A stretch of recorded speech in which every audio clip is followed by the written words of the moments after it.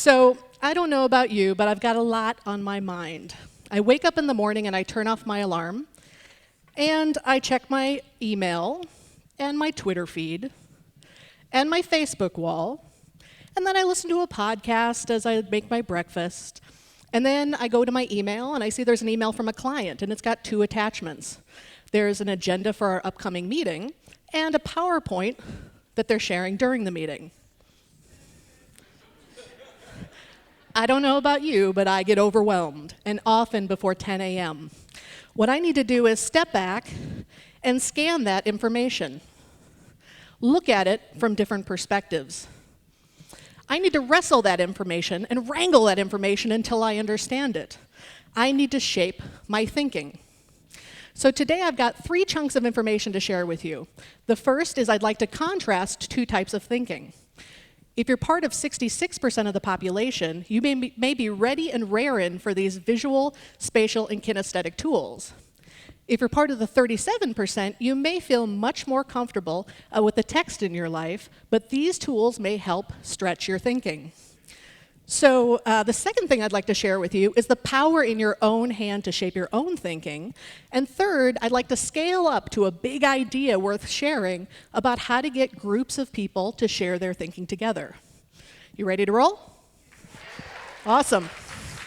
All right. There are 2 types of people in the world: those who like defining 2 types of people and those who can't be bothered. I am the typing type. But here's a model I find beautifully simple and very useful. Linda Krager-Silverman is a psychologist who studied thousands of students, and she identified 2 types of thinkers: auditory sequential thinkers and visual spatial thinkers. Auditory sequential thinkers, they think in words. They learn step by step. They're great at following instructions, and they have a great relationship to time.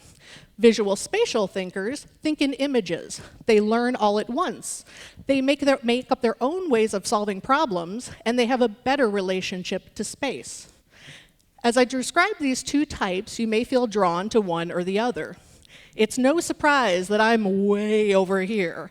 And this is why I love science labs and art classes when I was growing up. And I think in the 17 years of my formal education, I don't think I ever finished an assigned book cover to cover. All right, so auditory sequential people are really great at seeing details, and visual spatial people are really great at seeing the connections between things and the whole picture. Auditory sequential people are great at analysis. Visual spatial people are good with synthesis. And so now we're going to talk about the breakdown in preferences. So she found that 25% of people were strongly auditory sequential. 12% leaned towards auditory sequential. 30% leaned towards visual spatial, and 33% were solidly visual spatial. So if you look at this, and you look at our traditional classrooms, they're geared towards the 37% of auditory sequential thinkers. So what's the 66% to do? So I don't want to keep us in these 2 buckets for very long. Let's look at the space in between. So how do we become these snazzy green people who know when to use visual, spatial, and kinesthetic tools to help us navigate the complexity and the overwhelm of all these inputs that are linear, text-based, and auditory coming at us? To that end, I'd like to show you how you can shape your own thinking. So imagine you've got this giant project in front of you. So if you're ready for 5 steps onto how to shape your own thinking, raise your hand. Awesome. All right, step number 1 is chunk. Point to that giant pile of information and find one important piece, find one chunk. Now, if you like to read, you may be somebody who likes underlining or highlighting. Now, the problem with that is the one thing you're interested in is still surrounded by all the stuff you're not interested in. So I'm a big fan of finding an important chunk, pulling it out, isolating it, and plopping it down onto a new surface. This could be a Post-it note, an index card, or a fresh sheet of paper. So my mind was broken wide open in 6th grade when Mrs. Andrews taught us how to write papers using index cards. I mean, I can still clearly picture myself sitting in the library where I wrote down that the common cold for rabbits was called snuffles. And we learned how to put each idea on its own card with its own citation. So now I live with thousands of index cards with quotes and notes and ideas and sketches on them. This allows me, and can allow you, to do step number 2, which is sorting and grouping. So now you've taken this giant pile of information and you've only pulled out the most important chunks. You leave the rest behind. Now, take 2 of these chunks, put similar chunks together, and push dissimilar chunks apart. Already you can start to see patterns. And you can already see that some of these groupings are smaller and more tackleable. So one way I do this, when I'm feeling overwhelmed, is I make a tangible to-do list. So I put each one of my tasks on its own Post-it note, color-coded by project. And I take the most immediate tasks and I line them up at the top of the flip chart. Now I take the very next task, I hold on to it while I do it, so I don't fall down the rabbit hole. When I'm done, I don't throw it away. I exit out and I put it on the right side of the flip chart. So with this one system, I've sorted and grouped in 3 different ways: by project, by immediacy, and what's to do and be done. That is sorting and grouping. So step number 3 is connecting. So show the relationships between 2 chunks or 2 groups in any way that makes meaning to you. So you have a ton of choices in how you can do this. So this is my family tree done in a traditional way. This is how my family tree feels to me. And here you can see which family members I have a great relationship with and which branches of my family tree are a total mystery to me. So you have the opportunity to make these connections in any way that makes meaning to you. Ready for step number 4? All right. Step number 4 is scale. And this works in 2 different ways. First is the relative size of the information as you put it down on your sheet of paper. It's natural to make main concepts bigger and supporting ideas smaller. The second way to use scale is and expand your thinking, is the size of the canvas you work with. So day after day, think of how many of these you've seen, right? You've seen these pieces of paper before? Familiar? Yeah? All right, here's one simple shift in thinking. It's a little harder to make a list when you're looking at a landscape. Or tear the piece of paper in half, and then you've got 2 smaller landscapes that are less precious with their torn edges. So because I'm hyperspatial, the idea of creating this auditory linear talk was really daunting. So this is the pinboard I used to create this talk. It allowed me to take my beloved index cards and move them around and shuffle them around until I understood the shape of my talk and the order of my ideas. Conversely, I wanted to challenge myself to distill the talk down to a very tiny space. In this case, 3 one-inch buttons.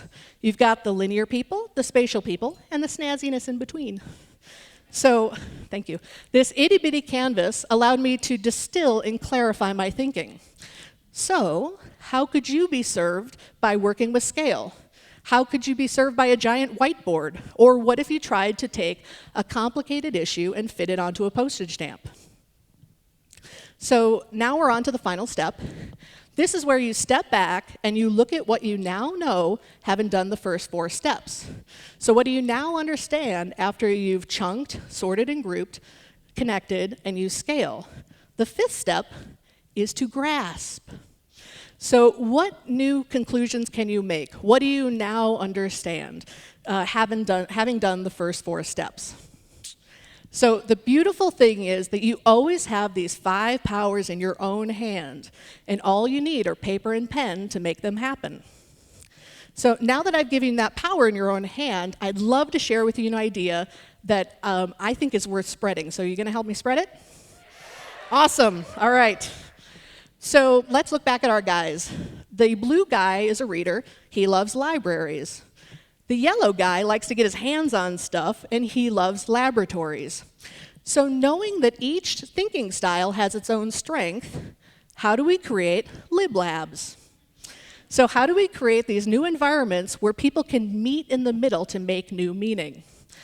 How do we better understand each other when we combine the auditory, text-based, and sequential folks with the visual, spatial, and kinesthetic folks? I see it as these lib labs. And they can be as informal as sitting down at your kitchen table with your kids or your spouse and writing a drawing together. Or they can be more formal, like the new makerspace being piloted at Harold Washington Public Library, our beautiful main branch here in Chicago. So even though I'm way hyper-visual spatial, I love libraries. I may not read books, but I like to touch them and flip them around.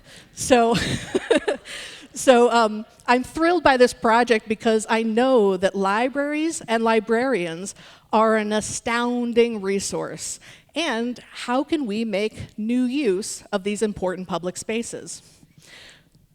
As I see it, lib labs of any form, whether they're formal or informal, whether they're in your classroom, your home, or your workplace, have 3 basic components. And thankfully, 2 of them are totally free. The first component is permission. So here you see on the left my entire childhood drawing. I was extremely fortunate that I had teachers who allowed me to change my assignments into more hands-on tasks. They let me synthesize and visualize my learning. And they gave me a ton of leeway because they could see I was learning. In fact, in high school, I actually was in super synthesis mode, and I handed in a 1-sentence essay on Hamlet. And thankfully, Mr. Liu was okay with it because he got it. So thankfully, these permissions have let me grow into the adult I am. And so 30 years later, with the exact same focus, I work as a graphic facilitator, so I map out people's conversations as they're talking. And I am certain that my success is due to these permissions given to me, the fact that I was allowed to work in the way that I work best. So you can give 2 types of permission. Let's say you're a manager and you want your team to summarize the findings from a customer survey. You could let them use visual, spatial, and kinesthetic tools to work out their ideas, but ask them to produce a written report. But what if you let the deliverable be open-ended? What if instead of the report clogging your inbox, they found the 5 most salient points and created a video that was instantly understandable and engaging? That's the kind of thing that can happen when you give people permission to shape their thinking into new forms. The second component is the one that costs a little money. It's tools and environment. This is because you need stuff to draw with and stuff to draw on. But it doesn't have to be fancy or expensive. In fact, I encourage you not to be fancy or expensive. Here's an example of an idea shaper station made out of wire shelves. It holds super simple stuff, and it takes up a very small footprint. But the key is that it is always replenished, so that anytime somebody has an amorphous idea strike, they can grab materials to shape their own thinking. So lastly is a third component, and like permission, it's free because it's behavioral. That is support. Watch what you criticize and watch what you reward. Now, because I am a graphic facilitator and I've got this very public role drawing, people come up to me and they tell me their stories. Someone can tell me exactly how old they were, what they were drawing, and who told them they couldn't draw. And just like that, the drawing switch is flipped off. Not only is this sad, but it's dangerous. Let's imagine you're running a strategy session, and you get your smart and capable team, and you're asking them to create the perfect future ecosystem for your organization. You give them flip charts and markers to work with, and they come back with these 2 flip charts. So on the left, you have a very beautiful flip chart, and here's what happens. Oh, who has such nice penmanship? And oh, my handwriting's terrible. Or who made such nice flowers? Who cares?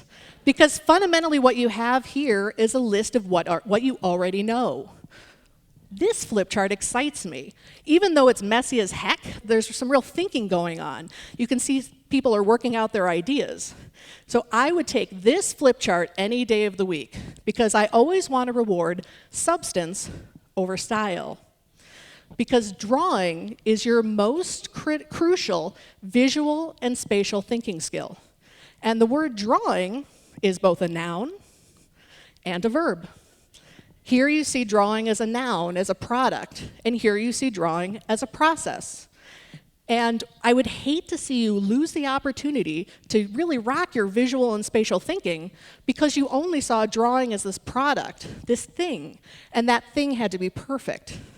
So by flipping your drawing switch back on, you get to access your most important thinking tool, drawing.